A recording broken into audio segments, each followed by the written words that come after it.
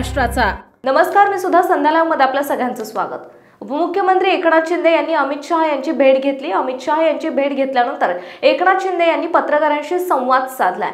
अमित शहा यांच्याबरोबर कोणत्या विषयावर चर्चा झाली याबाबत शिंदेंनी पत्रकारांना सांगितलं आहे। सुरू आहे आणि सर्व खासदारांसोबत मी गृहमंत्री अमित शहा साहेबांची भेट घेतली। सदिच्छा भेट होती आणि काही खासदारांचे देखील काही विषय होते ते देखील तिथं मांडले आणि एकंदरीत मागच्या आठवड्यात पण मी आलो होतो, त्यावेळेस मी त्यांना भेटलो नव्हतो मी, आणि म्हणून आज एक सदिच्छा भेटही झाली आणि बाकी खासदारांच्या संदर्भातले काही विषय होते ते मांडले। केंद्रीय गृहमंत्री अमित शहा यांनी सर्वाधिक काळ गृहमंत्री पदावरचा विक्रम केलेला आहे, त्याचं अभिनंदन देखील तुम्ही आणि कालच्या एनडीएच्या बैठकीत देखील आदरणीय प्रधानमंत्री मोदी साहेबांनी याचा उल्लेख केला की केंद्रीय गृहमंत्री म्हणून अमित भाईंनी जास्त काळ काम केलं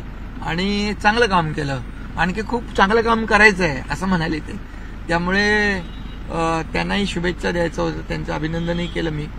आणि एकंदरीत एनडीएला देखील एनडीए आणि म्हणजे एनडीए व्हायच्या अगोदरपासून शिवसेना आणि भाजपाची युती होती आणि बाळासाहेबांनी ज्या विचारधारेबरोबर युती केली त्याला देखील 25 वर्ष होऊन गेले, आणि म्हणून एनडीएचा सगळ्यात जुना पार्टनर म्हणून शिवसेना बाळासाहेबांच्या विचारांची आणि त्यात आमची विचारधारा एक आहे, आणि त्यामुळे आज आम्ही गृहमंत्री महोदयांना भेटलो, त्यांना अभिनंदनही केलं, त्यांना शुभेच्छा दिलेल्या आहेत। माधुरी हत्तीनीबाबत देखील त्यांनी सकारात्मकता दाखवली। एक बैठक जी शिष्टमंडळाबरोबर झाली, एक बैठक वेगळी झाली आहे असं समजतं आहे। तुमच्या दोघांची स्वतंत्र बैठक आणि खासदारांसोबत एक स्वतंत्र खासदार सोबत होते आणि त्यानंतर मी अमित भाईंच्या बरोबर चर्चा केली।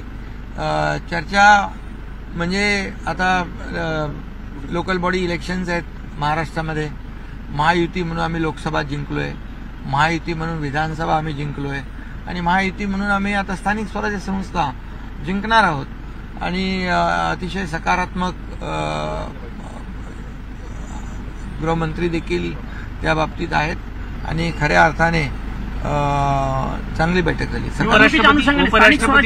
आणि याच्याबद्दल देखील कोल्हापूरचा विषय जो आहे त्या बाबतीत देखील मुख्यमंत्री महोदयांनी काल बैठक घेतली आणि त्यामध्ये देखील महाराष्ट्र सरकार सुप्रीम कोर्टात पार्टी होणार आहे, वन्यतारा देखील पार्टी होणार आहे। तिथे खरं म्हणजे एक जनभावना आणि लोकभावनेचा विषय निर्माण झालेला आहे, आणि त्यामुळे सरकार शेवटी जनभावनेचा आदर करणारं आपलं सरकार महायुती सरकार आहे। त्यामुळे जे काही सुप्रीम कोर्टाचा आदर ठेवून जे काही कायदेशीर ज्या बाबी आहेत त्याची पूर्तता करणं हे देखील त्या बाबतीमध्ये गरजेचं आहे, पण सरकार जनभावनेचा आदर करणार, जनभावने पंतप्रधानांना 4 वाजता भेटताय तुम्ही, आज त्यांच्यासोबत देखील बैठक आहे। हा, त्यांना देखील सदिच्छा भेट मी त्यांच्यासोबत देखील घेणार आहे।